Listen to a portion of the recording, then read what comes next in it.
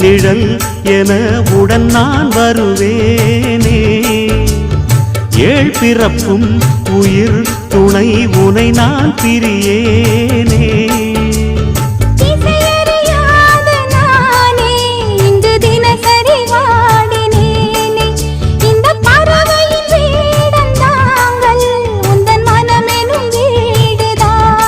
நீண்ட காலம் நேர்ந்த சோகம் நீங்கி போக நானும் தீண்ட யோகம் விளங்கிடும். பூமிக்கொரு வாரம் என்று எண்ணி இருந்தேன், பூமுடிக்க யாரும் இன்றி கண்ணி இருந்தேன். சொந்தமின்றி பந்தமின்றி நானும் இருந்தேன்.